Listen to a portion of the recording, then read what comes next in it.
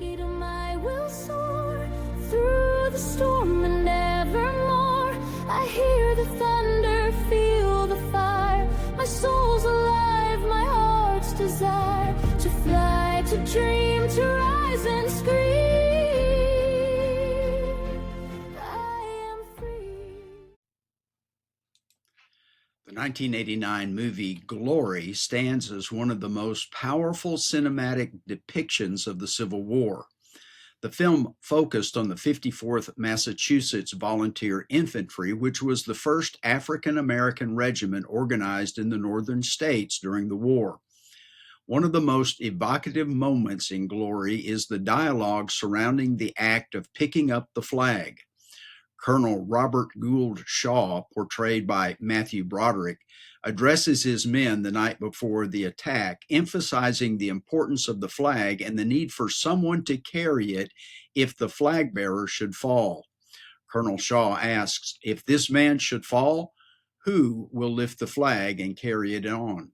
Silence meets the question, the weight of its implications settling upon the men. To volunteer is to court almost certain death. After a moment, a private steps forward and says, "I'll do it, sir." The next day, as the company advances on Fort Wagner, the film's visual storytelling takes over. The flag becomes the focal point, moving through smoke, chaos, and gunfire. When the flag bearer falls, another soldier grabs it with a sense of urgency and purpose that speaks volumes. Greetings, Patriots. I'm Perry Green. Welcome to this special God in America podcast. Flags all over the country are half-staffed today in honor of Charlie Kirk. Most of us were stunned to hear of Kirk's murder on the Utah Valley University campus in front of police and personal security. While some wonder about the sovereignty of God in the attack, the demon-controlled unbelievers are mocking it and posting that it was God's perfect timing as they celebrate Charlie's death. Many on the left are cheering. A deluded veterinarian in Edmond, Oklahoma, posted this on social media. Quote, Charlie Kirk, right-wing, stupid, blank, MAGA activist, was shot unalived on Utah campus. He's only the first. Could we be actually getting smart and culling the sick ones? Well, it's time for his clients to cull him by getting a new vet. A nurse at Mercy Hospital in Oklahoma City posted celebrating Charlie's death and the desire to start a GoFundMe for the shooter. I wonder what this says about the hospital's hiring practices. Many on the left are expressing their First Amendment right to free speech and deride Charlie Kirk, celebrating his death, while simultaneously showing their desire for those of opposing views to be silenced. When puny brains lose logical arguments with the truth, they often resort to the violence leftist politicians promote.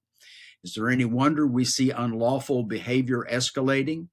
Nancy Pelosi and Maxine Waters, to name two, have called for violent demonstration, and their lemmings are complying.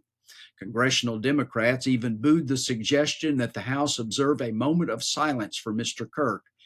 A few years ago, they knelt in support of a Minnesota fentanyl-laced criminal who died while being arrested. Jesus said, "By their fruits you will know them." Here's a bigger picture. Charlie Kirk and Turning Point USA have influenced thousands of college students across America.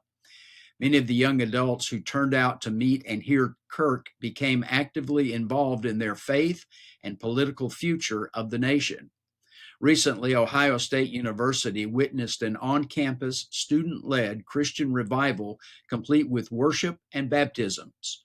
Other campuses have experienced the same move of the Holy Spirit.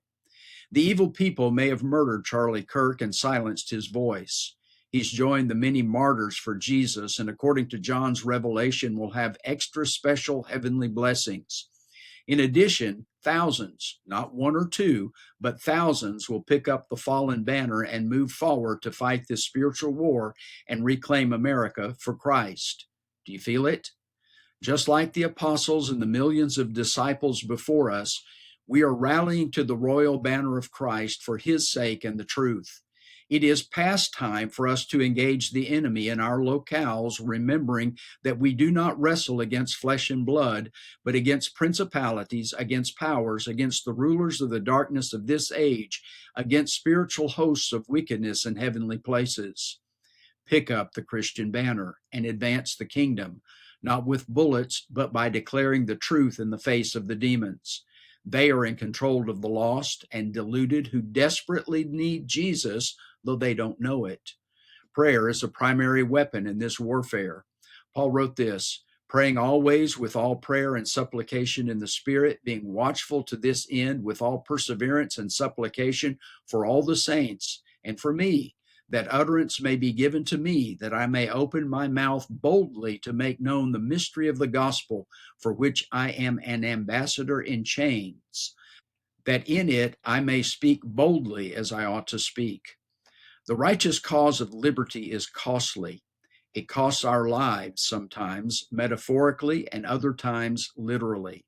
George Washington knew the price tag and once stated, "I'll die on my feet before I'll live on my knees."